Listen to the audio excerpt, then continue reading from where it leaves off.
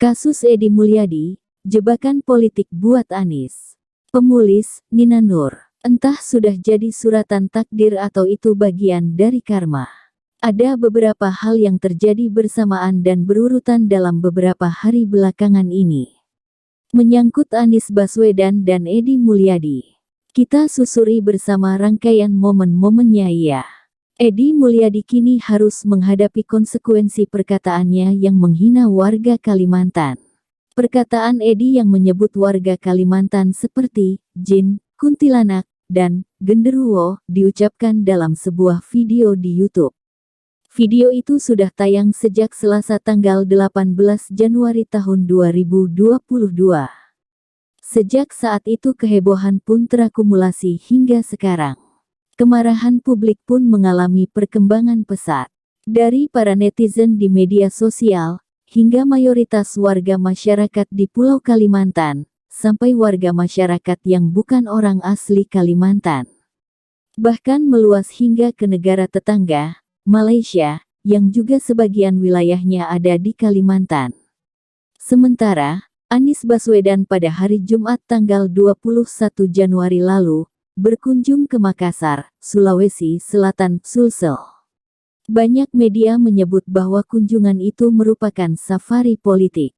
Karena di Sulsel, saat Pilpres 2019 dulu, Presiden Jokowi mengalami kekalahan. Sulsel juga dikenal sebagai daerah asal Jusuf Kalla, tokoh yang disebut berdiri di balik majunya Anies jadi gubernur di DKI Jakarta. Oleh sebab itu, dalam sebuah acara pertemuan, warga Makassar menyambut Anies dengan sangat meriah dan disebut sebagai calon presiden. Dalam acara itu pula, Anies belagak menyindir moto Presiden Jokowi yang berbunyi, kerja, kerja, kerja. Dan disambut dengan gelak tawa warga Makassar. Saya yakin, semua itu membuat Anies seperti terbang ke langit bagai Superman. Lalu mendarat di dalam istana presiden. Hehehe, sudahlah, kita tidak boleh merusak kebahagiaan Anies ya. Oke, lanjut, guys. Momen berikutnya adalah momen yang sangat kurang ajar terhadap kebahagiaan Anies tadi.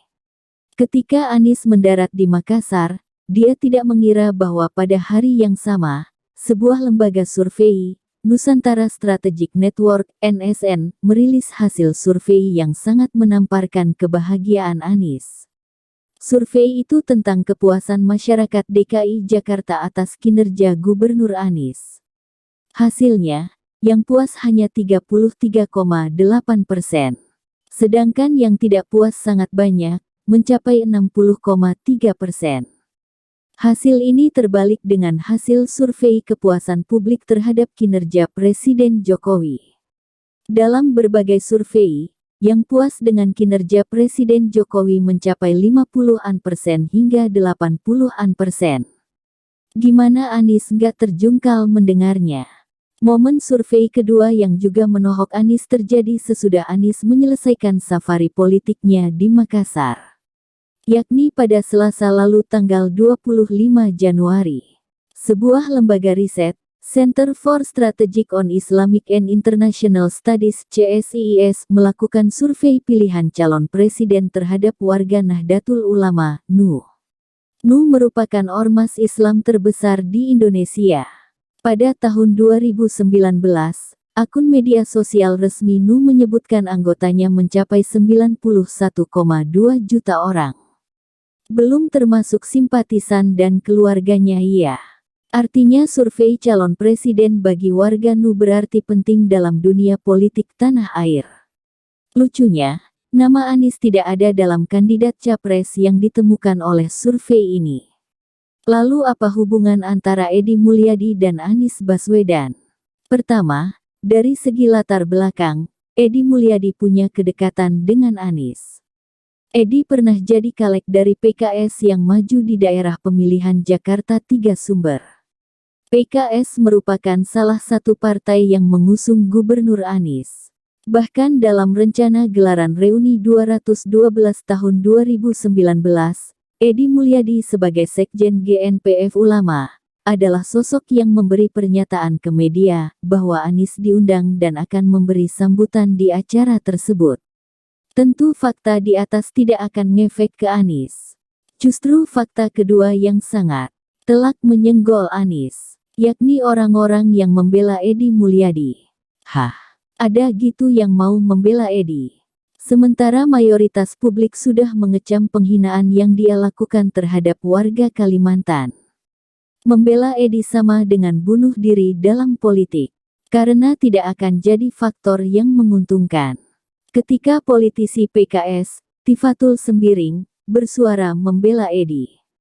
Hanya dalam beberapa jam, Tifatul kemudian bergegas meminta maaf kepada publik. Nampaknya Tifatul keceplosan dan buru-buru ditegur oleh partainya. Hehehe, mana mau partai politik membela orang yang sekarang jadi musuh publik se-Indonesia. Tapi ada saja segelintir orang bodoh yang mau membela Edi. Pertama, adalah PA-212. Diwakili oleh Novel Bamukmin, PA-212 membela Edi. Menyebut tidak ada unsur SARA dalam perkataan Edi dan tidak bisa dipidanakan. Yang kedua dan ketiga, adalah mereka yang mendampingi Edi Mulyadi dalam video permintaan maafnya. Mereka adalah Sulaiman Halim dan Muhammad Uhaib Asad, yang disebut sebagai tokoh asal Kalimantan. Dalam video itu, mereka seperti menjadi bumper buat Edi. Mereka berdua mengaku tidak tersinggung dengan perkataan Edi yang dinilai publik menghina warga Kalimantan. Tak perlu berpanjang lebar untuk menjelaskan kedekatan Anies dengan PA-212. Kalau Sulaiman dan Uhaib, perlu sedikit dipaparkan rekam jejaknya, yakni keterlibatan mereka berdua sebagai pendukung Anies jadi Capres 2024. Sulaiman Halim dan Muhammad Uhaib Asad termasuk dalam kelompok yang membuat jaringan relawan pendukung Anies Baswedan di Kalimantan Selatan. Mereka menamakan diri sebagai relawan Gebrak Banua, yang mendukung majunya Anies sebagai calon presiden di Pilpres 2024. Sulaiman Halim menjadi sekretaris dalam struktur organisasi relawan itu. Sedangkan Muhammad Uhaib menjadi penasihat. Mereka memotori digelarnya deklarasi Anies RI 1 di Banjarmasin, Kalimantan Selatan. Sampai sini, ada 4 orang yang membela Edi. Keempatnya berhubungan erat dengan dukungan terhadap Anies di dunia politik. Dukungan politik hanya akan muncul jika yang didukung dinilai senada, serupa dan cerminan dari mereka yang mendukung. Tentu untuk mencapai ambisinya nyapres, Anies mesti menggalang dukungan sebanyak-banyaknya. Sudah menjadi pengetahuan umum, bahwa Anies tidak pernah sekalipun bersikap tegas terhadap kelompok PA-212, walaupun mereka suka berkumpul dan berdemo di masa pandemi. Apalagi bicara soal memerangi kelompok radikal, mana pernah Anies bicara soal itu kan? Melihat video permintaan maaf Edi, didampingi Sulaiman dan Uhaib, terkesan suasana yang santai dan tidak serius. Bahkan mereka banyak mesam-mesem senyum-senyum. Seakan itu adalah panggung politik. Bukannya panggung untuk meminta maaf kepada warga masyarakat yang merasa tersinggung. Efeknya sudah bisa diprediksi. Kemarahan publik makin meluas dan membahana. Dan Anies, disadari atau tidak, mulai tertarik ke dalam pusaran kemarahan itu.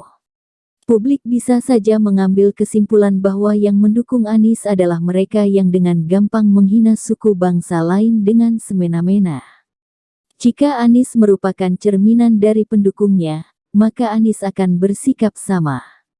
Ini sangat buruk buat elektabilitas Anies. Ya salah sendiri, kenapa terus saja akrab dengan para kadrun. Tapi kalau bukan gerombolan kadrun, emangnya siapa lagi yang mau mendukung Anies? Hehehe. Demikian berita terkini. Sampai jumpa.